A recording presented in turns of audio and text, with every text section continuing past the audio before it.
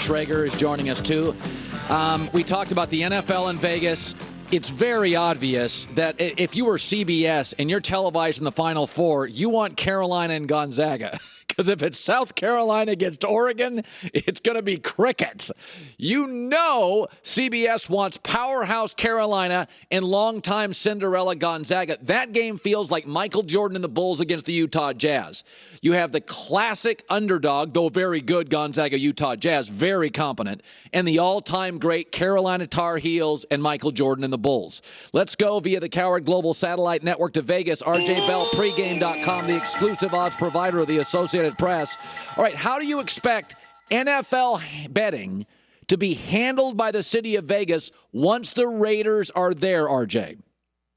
You know, Colin, in any city in which there's an industry and there's a lot of rumors, I talked to the one guy behind the scenes I respect the most. He says he does not expect any limitation, no restriction, bet the NFL like crazy, no restriction.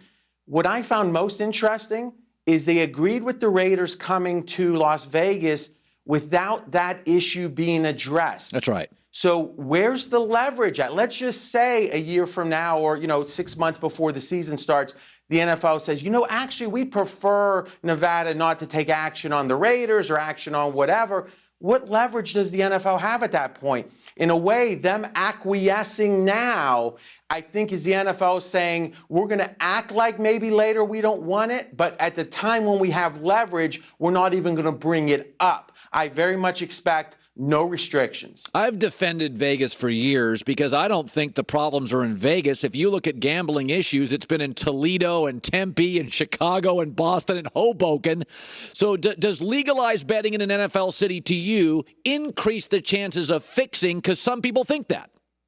Oh, my. This is, we've been doing segments for years. I'm all about nuance. This is one I'm going to literally pound my fist and say the following. The more legalization you have, the more regulation you have, the more monitoring you have, the less game corruption. It's not even close. Let's look at the stock market, right? So pre-Great Depression, pre-1932, there was really not much oversight. The stock market was so corrupt. After the Great Depression started, the Great Crash, they started the SEC. Not the SEC we might be thinking of, but the Securities and Exchange Commission. And at that point, everyone's being watched. And you know what happens? There's less corruption. There's still going to be some. But imagine there's a bar or Mardi Gras or something where there's no police. All right. Well, how much trouble do you think there's going to be? Now imagine there is police. With legalization, that allows the police, the authorities, to watch the action. Now, some might say, well, there would be no betting if it wasn't legalized. Come on, we know that's not true. If there's going to be betting anyway, and we know there is, then it being regulated decreases the chance of any type of game fixing. Okay, I want to go to the hypocrisy of the NFL, and I think I think like a lot of things in America, I take pot. I'm very comfortable with pot because I grew up around it. My parents weren't stoners, but I grew up around a lot of people that were. If I grew up around really conservative parents, I maybe not be comfortable with pot. Do you think the NFL's been hypocritical with Vegas and gambling? Oh, Colin, I agree. I got to be honest. I probably agree with you more than 90% of people. I listen all the time. I'm agreeing a bunch. You are so wrong on this one. Let me give you one example. I agree with you. Let's allow society, let's allow institutions to evolve. No doubt about it.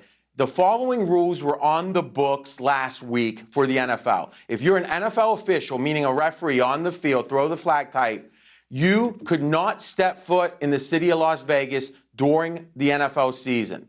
If you wanted to step foot in Las Vegas in the offseason, you had to submit a request, a notification with the league. Now think about that. 55-year-old men in May wants to come to Vegas for a wedding, a bachelor party, and they had to tell their daddy, the boss, that they're going to come to Las Vegas. Are you telling me that they weren't demonizing Las Vegas? And listen, I don't blame the NFL because they got to benefit from all of the money, the residual, as you always identify. They know the fantasy and gambling for many decades has helped their money, has helped their revenue, the interest in their games, no doubt. But they were able to be sanctimonious and still make that money. And it's only now that there's more money to be made by accepting it that they do. I don't blame them, but unequivocally hypocritical. Let's move to college basketball. Zaga, South Carolina. Let's start with that. What's the lines? Who do the wise guys like? Okay, so Gonzaga, big favorite for the Final Four, a 7-point favorite over South Carolina. And here's what's fascinating about this South Carolina team. 4 games so far in the tournament. They've covered every spread by double digits. Yeah. By definition, the spread is expectation. So South Carolina has exceeded expectation by double digits in every game. North Carolina is a favorite over Oregon. How much? Who do the wise guys like? 5-point favorite, North Carolina. So another big favorite, not quite as big. And in that game, I would say that of the two, I would say there's some interest in North Carolina. Remember, Colin, this is the cautionary tale we always say.